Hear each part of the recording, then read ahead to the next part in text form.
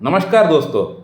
अगर आपका लिंग में तनाव ठीक से नहीं आता है, आपको इरेक्टाइल डिस्फंक्शन की प्रॉब्लम है, प्रीमैच्योर इजैकुलेशन की प्रॉब्लम है, आपका सीमन पतला है, आपको सेक्स के प्रति इच्छा जागरूक नहीं होता है, आप अपना पार्टनर को खुश नहीं कर पाते हैं, संभोग के दौरान आपका इरेक्शन बार बार गिर जाता है, और अगर आप सोच रहे हैं कि मैं कौन सा ट्रीटमेंट कराऊं, एलोपैथिक ट्रीटमेंट कराऊं, यूनानी कराऊं, आयुर्वेदिक कराऊं, होम्योपैथिक कराऊं, क्या करूं, कौन सा मेडिसिन खाऊं, आप अगर परेशान हो गए हैं सोचते सोचते, तो आप ठीक वीडियो पे आए हुए हैं। इस वीडियो में मैं आपको एक केस वीडियो के माध्यम से ये बताऊंगा कि कैसे हम लोग यौन समस्या को बढ़िया तरीके से ठीक कर सकते हैं। सिर्फ यौन समस्या को ठीक कर सकते हैं ऐसा नहीं, यौन समस्या के साथ साथ अगर पेशेंट का अंदर कोई और प्रॉब्लम्स भी चल रहा होगा उसको भी हम लोग ठीक कर सकते हैं। इस वीडियो में मैं आप लोग को यही दिखाऊंगा। ये जो आप एक पेशेंट का स्क्रीनशॉट देख पा रहे हैं, पहले ऊपर में आप डेट देख लीजिए कि पेशेंट मुझसे कब कांटेक्ट किए थे। 6 फरवरी 2024 को मुझसे कांटेक्ट किए थे। प्रॉब्लम्स क्या क्या थी? माइग्रेन की समस्या उन्होंने लिखा हुआ है, एजोस्पर्मिया की समस्या लिखा हुआ है, लो टेस्टोस्टेरोन लिखा हुआ है, सेक्सुअल प्रॉब्लम लिखा हुआ है। एजोस्पर्मिया की समस्या तो इनको थी नहीं, इनको ओलिगोस्पर्मिया की प्रॉब्लम यानी कम शुक्राणु की प्रॉब्लम है, नील शुक्राणु की प्रॉब्लम नहीं है। हालांकि इन्होंने लिखा हुआ है लेकिन एजोस्पर्मिया की प्रॉब्लम इनको नहीं है। तो इन तमाम समस्याओं के लिए ये पेशेंट मुझसे कांटेक्ट किए थे आज से 6 महीना पहले, और मेरे पास आने से पहले कई जगहों से इनका ट्रीटमेंट भी चला हुआ है होम्योपैथी में, लेकिन कुछ खास परिणाम इनको नहीं मिला हुआ है।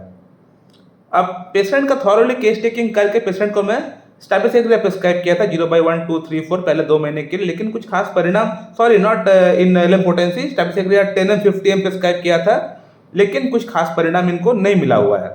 पेशेंट का फीडबैक मैं लिया था आफ्टर 2 मंथ, बट स्टैबिलिसेग्रिया से पेशेंट को कुछ खास इंप्रूवमेंट नहीं हो पाया था, जीरो इंप्रूवमेंट बोल सकते हैं।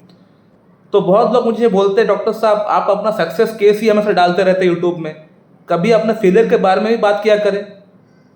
तो उन लोगों को मैं बोलना चाहूँगा कि मैं अपने फेलियर के बारे में भी बात करता हूँ। जो डॉक्टर्स, जो स्टूडेंट्स मेरे पास आके सीखते हैं या ऑनलाइन क्लास करते हैं, उन लोगों को पता है कि जो केस में सक्सेस नहीं कर पाता हूँ, मैं उन लोगों से बात करता हूँ कि आप लोग बताइए कि कहाँ मुझसे चूक हो रहा है।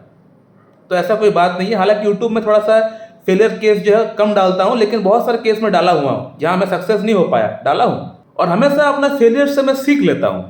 सीख कहना गलत होगा, क्योंकि जो क्लासिकल होम्योपैथ होते हैं, जो सिंगल रेमेडी प्रेस्क्राइब करते हैं, झोला छाप का बात नहीं कर रहा, जो लोग 10-15 मेडिसिन एक साथ प्रेस्क्राइब करते हैं, उनको तो अक्कड़ बक्कड़ करके मेडिसिन ही देना है। वो चाहे पेशेंट कुछ भी सिम्टम लेके आए, कोई भी प्रॉब्लम क्यों ना हो, वो उनको पता है कि पेशेंट को ये प्रॉब्लम है, मतलब ये मेडिसिन ही देना है। वो केस टेकिंग पे उनको जानते नहीं है, वो लोग कुछ करते भी नहीं है, वो थेरेपेटिक ट्रीटमेंट करते हैं, ठीक है। लेकिन जो क्लासिकल होम्योपैथी है, जो क्लासिकल होम्योपैथ्स है मेरे तरह, जो सिंगल मेडिसिन प्रेस्क्राइब करते हैं, वो लोग हमेशा कोई एक मेडिसिन अगर प्रेस्क्राइब करता है तो वो मेडिसिन प्रिस्क्रिप्शन करने के पीछे कुछ ना कुछ कारण होता है, कुछ ना कुछ रीजंस होता है। जैसे कि इस पेशेंट का अंदर भी था, स्टैबिलिसेग्रिया का बहुत सारा सिम्टम इस पेशेंट का अंदर था, हालांकि वो काम नहीं किया, मेरा वेल सिलेक्टेड रेमेडी फेल हो गया। लेकिन इसका मतलब ये नहीं कि स्टैबिलिसेग्रिया जो मेडिसिन में प्रिस्क्राइब किया हूँ वो गलत है, क्योंकि पेशेंट का लाइफ में ऐसा बहुत सारा घटना घटा है जहाँ से पेशेंट को सप्रेशन हुआ है। Failure of history of love भी एक था, पेरेंट्स से कुछ मॉडिफिकेशन मिला हुआ है, इनजस्टिस टॉलरेट नहीं कर पाते हैं, स्मोकिंग का गंध, अगर कोई उसका अगल बगल कोई स्मोक कर रहा है तो उसका जो धुआं होता है वो बर्दाश्त नहीं कर पाते हैं, आंख में बार बार स्टाइल्स हुआ है।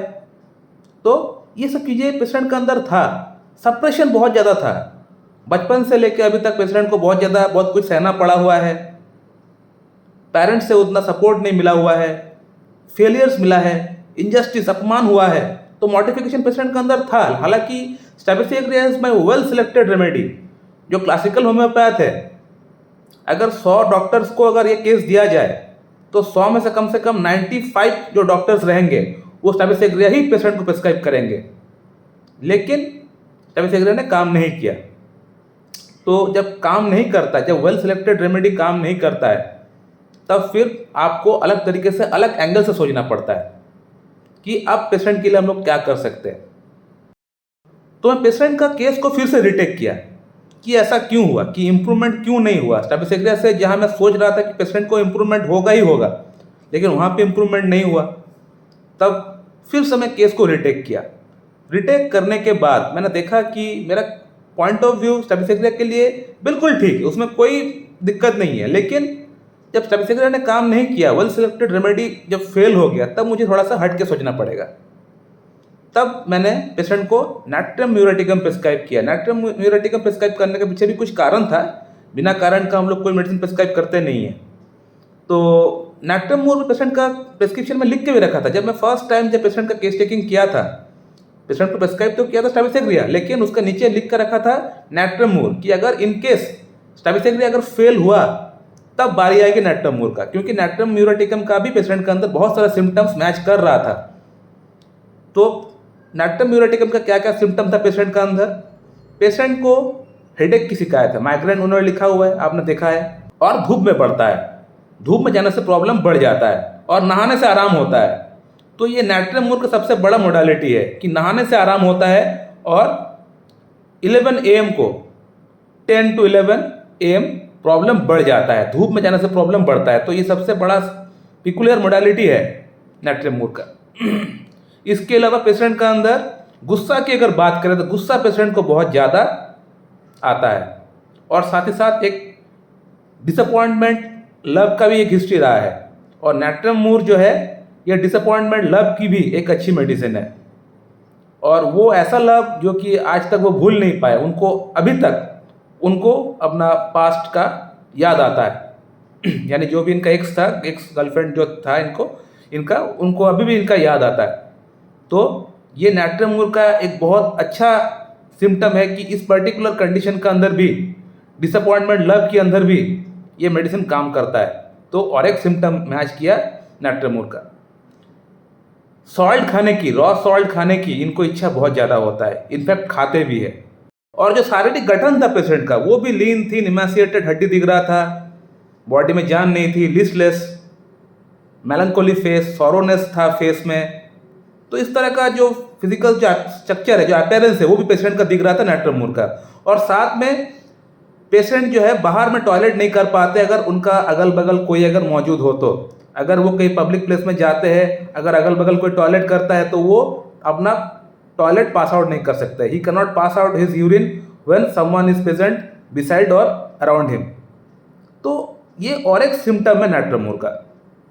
इसके अलावा क्रेविंग का एक सॉल्ट का क्रेविंग तो मैंने बताया। और गुस्सा अगर आता है तो चीज़ों को उठा के फेंक देते हैं, कई बार फेंक देते हैं। तो ये और एक सिम्टम है नाट्रियम म्यूर का। प्लस गुस्सा आने पे अगर कोई समझाने का प्रयास करता है कोई समझाने का अगर प्रयास करता है तो उनका गुस्सा और बढ़ जाता है। इसको बोला जाता है कॉन्सोलेशन एग्रावेट्स। यानी नाट्रियम म्यूर का पेशेंट को जब गुस्सा ऑलरेडी आ चुका है तब आप उनको समझाने का प्रयास ना करें, उनको समय दीजिए, वो ऑटोमेटिक आहिस्ता आहिस्ता करके वो काम डाउन हो जाएगा। तो ये सभी सिम्टम्स पेशेंट का अंदर मैच कर रहा था। तो इसीलिए पेशेंट को मैं नाट्रियम म्यूर फिर बाद में प्रिस्क्राइब किया। नाट्रियम म्यूर 0/1, 2, 3, 4, उसके बाद 5, 6, 7, 8। अभी पेशेंट से मेरा लास्ट टाइम बात हुआ ये फ्राइडे, यानी 23 अगस्त 2024। पेशेंट ने क्या लिखा है आप पढ़ सकते हैं। पेशेंट ने बंगाली में लिखा है, लेकिन वहाँ पे लिखा हुआ है कि ओवरऑल इम्प्रूवमेंट 90% हो चुका है। यानी हर एस्पेक्ट में, माइग्रेन की बात करें, ओलिगोस्पर्मिया की बात करें, और इरेक्टाइल डिस्फंक्शन, सेक्सुअल इश्यूज की अगर बात करें, तो हर एस्पेक्ट में पेशेंट को इम्प्रूवमेंट हो चुका है। तो ये है क्लासिकल होम्योपैथी। यहाँ पे मैंने कोई डामियाना, कोई एग्नस कैस्टस, कोई सिलेनियम, कोई कैलेडियम, कोई योमिनम, कोई R41, कोई डमियाग्रा प्लांट, डमियाग्रा फोर्ट, कुछ भी इस्तेमाल नहीं किया। सिंगल मेडिसिन प्रिस्क्राइब किया, स्टैबिलिसेग्रिया प्रिस्क्राइब किया था, काम नहीं किया, कोई बात नहीं। फिर से पेशेंट आया, केस को रिटेक किया, नाट्रियम म्यूर प्रिस्क्राइब किया, काम हो गया। तो इसीलिए मैं बोलता हूँ कि अगर आपको यौन समस्या है, अगर आपको कोई और समस्या भी है, तो होम्योपैथिक ट्रीटमेंट कराइए। होम्योपैथी में क्लासिकल होम्योपैथ के पास जाइए, जो सिंगल मेडिसिन प्रिस्क्राइब करता है, जो 8-10 मेडिसिन प्रिस्क्राइब करता है, उनके पास नहीं। उनके पास जाएंगे, पैसा वेस्ट होगा। ऐसा डॉक्टर जो सभी सिम्टम्स को देखते हुए एक समय में एक पेशेंट को एक दवा दे, ऐसा डॉक्टर के पास जाइए, जाकर ट्रीटमेंट कराइए, फिर देखिए आपको इम्प्रूवमेंट होता है या नहीं। तो जो लोग यौन समस्या से ग्रसित है, यहाँ वहाँ भाग रहे हैं, सोच रहे इम्प्लांट करा लूँ, ये करा लूँ, वो करा लूँ, टी शॉर्ट करा लूँ, दरकार नहीं है।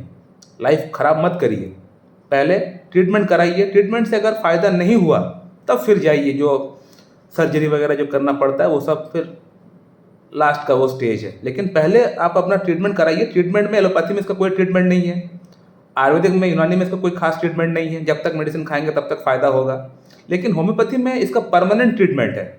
मेरे पास जो पेशेंट आते हैं उनका ट्रीटमेंट 5 महीना, 6 महीना, मान लेते 1 साल ट्रीटमेंट चला, लेकिन उसके बाद मेडिसिन बंद, उनका अंदर प्रॉब्लम पूरी तरह समाप्त। सो माय डियर फ्रेंड, मैं इस वीडियो को यहीं पे समाप्त करना चाहता हूँ।